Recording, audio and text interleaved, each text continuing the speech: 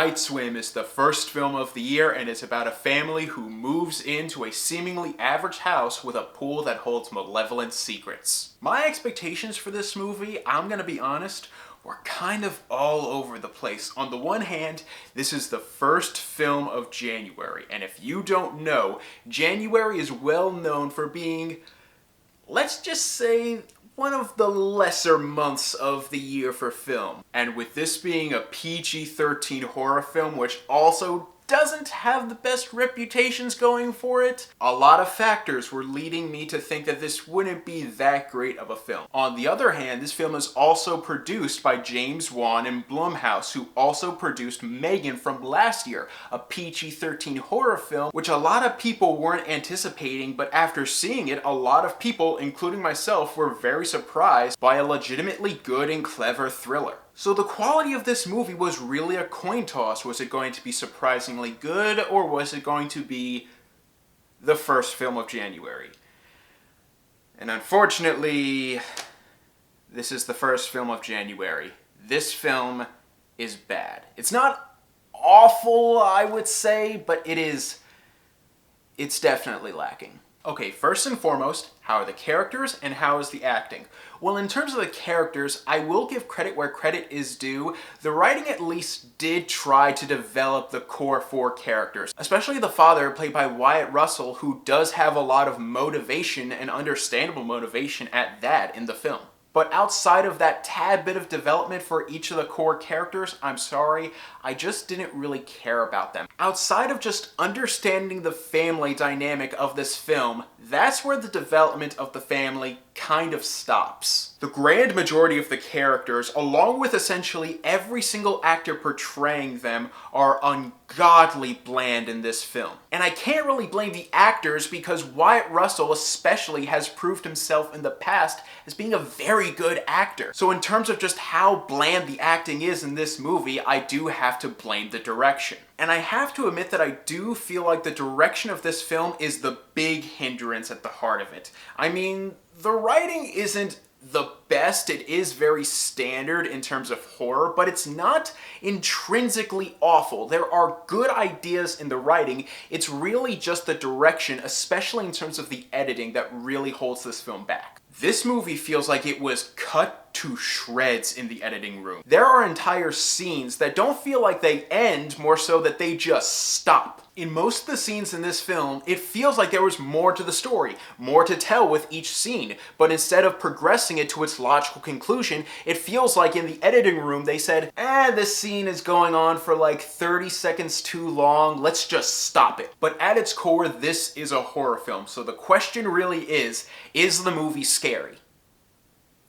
No, it is not. Maybe if you have aquaphobia, this movie will really get under your skin. I mean, the cinematography and the sound design really do try their best to make this body of water as terrifying as it can possibly be. But I'm sorry. It's a fucking pool.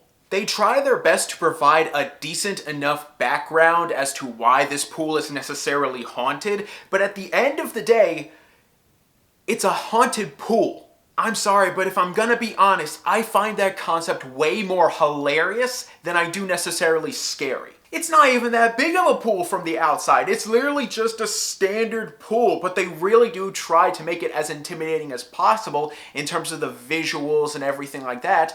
But at the end of the day, it's a pool.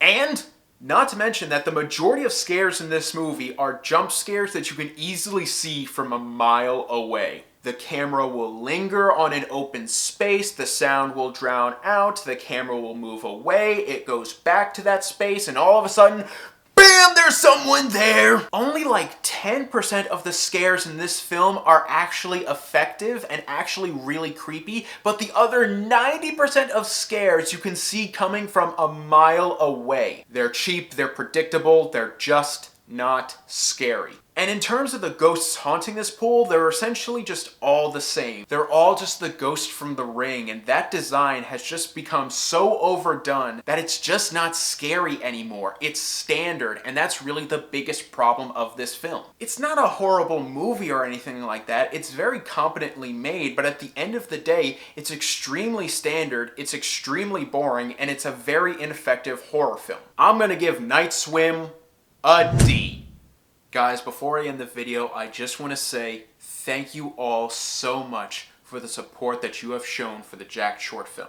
Over the past semester, so many of my friends, family, and coworkers worked so hard with me over that film, and the fact that so many of you are so supportive of it is more humbling than words can describe.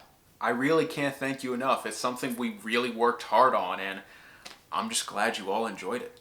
Also, something I'm really excited to tell you guys, starting this month and throughout the year, I will be reviewing one of my favorite films of all time per month. It's something that I've wanted to do for a long time, really analyze all of my favorite films of all time and just tell you guys more about myself. And by going in depth about my favorite movies ever, I'll be able to do that. But it's not just me telling you what my favorite films of all time are, it's also you telling me what your favorite films of all time are. I'll be releasing my first installment of my favorite movie reviews in a week or two, and once that video hits, I want you guys to comment what your favorite or what one of your favorite films of all time is. I'll pick one of those comments and then I'll do a full-on review of one of your favorite films of all time.